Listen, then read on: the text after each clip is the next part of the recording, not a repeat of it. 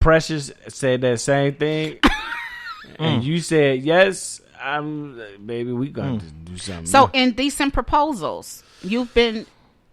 So is there an amount of money? More for me, it would be more challenging if there was a cause associated with it. A cause, right? So money and a cause, that would make it more difficult for me. Yeah, because think about it. If your mom is sick or your dad is sick and your kid is sick and they need a kidney or they need something that is like their last almost on the list to get that transplant, and they're just starting life, or they're in a part of life where they're just about to enjoy things, where they're just about to get the best of everything, and someone says, "Hey, I'll give you 50 million cash. In fact, I tell you what, I'll give you 10 million cash and this body part with your loved one placed at the top of the list with the best surgeons. Just give me this right here." I'm smashing. No, we're not at the top of the list. They need to be rolling her into the right. That's what I'm saying. Room. So then she's next in line. So if that's the next 5 minutes, like next in line in the in fact, that would minutes. that would make it even more difficult because you got 5 minutes to make this decision as to whether or not you're gonna give up. Say for a woman, she's got to give up her whatever, and a man has to go in. A woman has to give up her what? But that's the thing. I was going to switch around, make it even harder. A man has to go in. He has to leave his wife and sleep with this man. A man has to sleep with a man for the $10 million and your mother's or your loved one's health. This surgery that's going for them. That's hard because that's hard. If it was me, I'd be dead. Andre wouldn't do that. Yeah. He wouldn't do it. Yeah, I'd be dead. Funeral preparation. Yeah, he'd be planning my funeral. Yeah, that's not happening, brother. See, so there's your threshold. That's your limit. But if it was this man's wife, now see, it's different. It's different. And even if it was woman to woman, it's crazy that it's different, but it's just different because honestly, if let's just talk about the situation you've proposed. I would do that. To save his life. You would have sex with this man's wife to save his life. $10 million. $10 million to save his life, and invite her back. He gets to go into. And I keep saying to save his life. You know what? You're ignorant. When I get healed, soon that last stitch. No.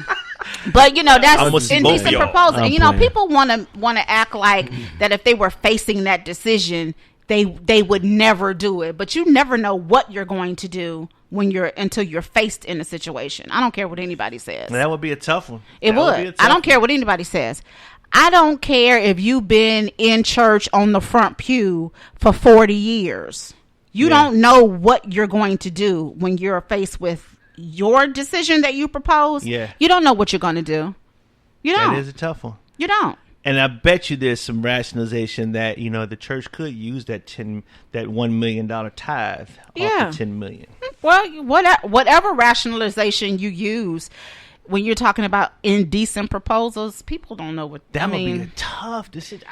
Oh my God. What's that? Your mother is dying, your sister's dying, your wife is dying. You got 5 minutes to make a decision on whether or not you sleep with this person for $10 million. $75 million. Well, like I just said, if it was Andre having to sleep with a man, I'd be dead. He'd be planning my funeral. No, really, I'd be dead. I love you. But Jesus, if it was him, get the oil and call Jake's and let's lay. If it was him, man or woman, I would save his life. I would. I just would. And I know that I would. And whether that's right or wrong, whatever. Is that because there's a lot of soap in the world? What does that mean? Okay, I know what you're talking about. So pause. You know what? Flip it. Would you do it? I don't think I would do it. All right, there you go. I don't think I would do it. But you would sleep with another woman to save your wife or your mother. I don't. Yeah, you would. Yeah, you would. If it was, I got to be married first, right? You don't. No, well, that ain't no. Well, that's. I mean, if you're not married, you ain't married, it don't mean have nothing. at it. Yeah. No, I don't mean that the same. That's not the same. It's still. But there's a difference. So I get to come up. I'm not married, so it means less because I'm not married, and I choose to not do that. Go ahead, there. Resume. Let's just say we're married. So if I'm married, it does matter, and if I'm not married, it matters to me. So if I'm doing, say for example, they say, hey, Orlando, we'll give you $10 million, sleep with me, sleep with her, sleep with us both. $10 million, and your loved one gets this surgery. I don't, And if I'm married, I still, either way. I must be a bad person because I'm not saying that anybody's bad. It's not about whether you're bad or I'm good. I'm not trying to be good. I ain't trying to win no votes on here. And I see the people making comments on here. I'm not thinking about y'all. Yeah. I'm saying as far as me, I know y'all don't think I would do this, but that's me, right? I don't have to make that $10 million come up because it don't matter what happens after that. I will always know that whatever I got from this $10 million, even with my loved one being alive, there's something that I would have felt I lost that will never be, I can never get that back. Yeah, I think you would probably go through that. That would definitely cause me a mental condition. Yeah, any I would be decent person certainly would. ill from that. My next question would be, if he found out, how would he feel about it? I had to do this to save your life. I had to do this to save your life. How would you feel if it was him? Okay, let's take him having sex with a man, because that's not going to happen. Right. Him with a woman, and this is what happened. She paid me $10 million. You got at the top of the list. In the beginning, I'd probably feel some way about it, but I'm alive. I'm healthy. I'm well. And probably Do you look at him some kind of way now? Probably. And that probably wouldn't hit until later on. I mean, you never know. I could be totally ecstatic that, not ecstatic, but like, wow, he actually put himself on the line to save my life. His morals. Yeah, he put it all on the line to save my life. So, it just depends on the person and the situation. So what if it was publicly broadcast that this is what this man was willing to do for his wife? That's what it is. I'm alive. With $10 million? I'm alive. And that we're rich. He slept with this dude? No, we're not talking about the dude, because that's not going to happen. Y'all be televising my funeral. That would never happen. No, really, I did. I'm saying the same thing. I would be the same way. I would feel it would crush me to lose my loved one, my significant other. That would crush me. Yeah. But I would still rather have that peace of mind afterwards. Even though I would be crushed, I would go through the same lamenting process as everyone else who loses a significant other. However, I'd still have my integrity over a life. Yeah. We're going to take a break. You're listening to The Drip.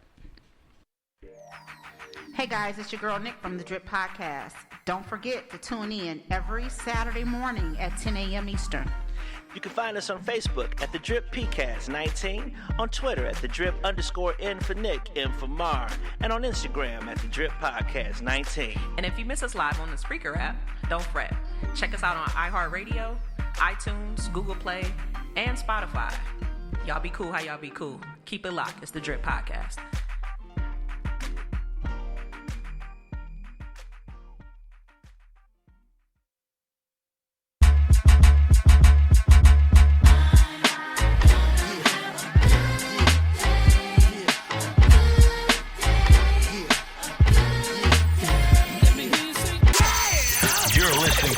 Podcast with Nick Morrow and Cam Liam.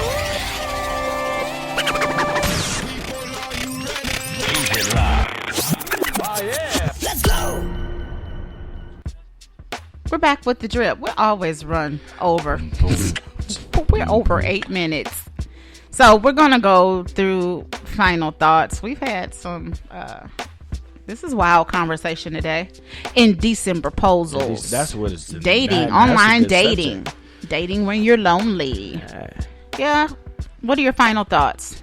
Let's go with Andre. Why you start with me, man? You're on the show today. You always want a mic, so take the mic. I don't want the mic. What I'm gonna give you is eutherism. No eutherism. I need your final thought. My final thoughts is, if vision is never blurry, why does carpet need freshener?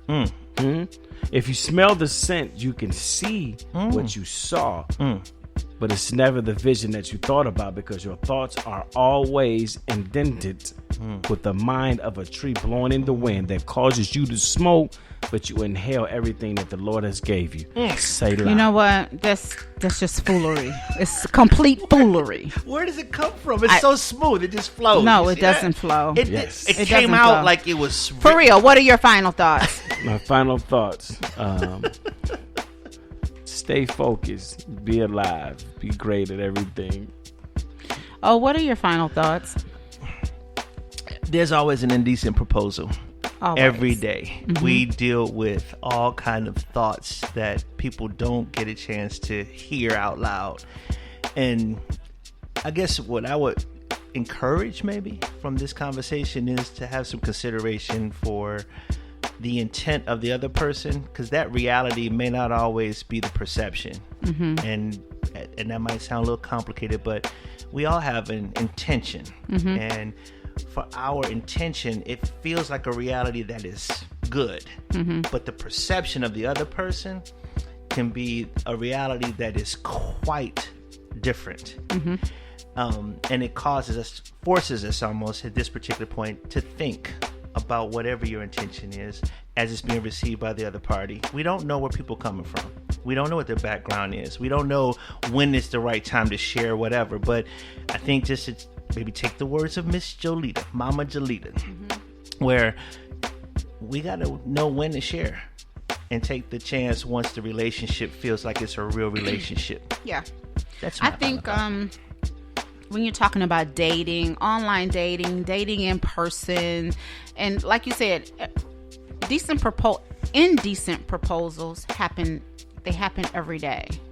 We just have to know who we are internally, mentally, and who we want to be. You're absolutely right, before making or accepting those proposals. But when you're talking about dating, I think we're all grown and growing, and as we age, we need to stop paying so much attention to what is quote unquote written about dating, about relationships, rules. I think you have to make your own rules that you're comfortable with. If you're okay with talking freely in the beginning, okay. If you're okay with having sex in the beginning, okay. I mean, you have to make your own rules, because this is the life that you're setting the stage for, setting a platform for. And I don't think anything that you decide to do wholly is right or wrong, as long as you're happy with it. That's, people need to follow their own makeup, follow their own rules, and not listen so much to what everybody else is doing, because the people we're listening to are miserable themselves, and they're following a script from someone else. So those are my thoughts. Great conversation, guys. Good to have you on the show, Andre. Yeah. No more euphemisms. That's going to do it for the drip, guys. And as always, be good to you, be good to others, and infuse love in everything you do. Peace. It's the drip.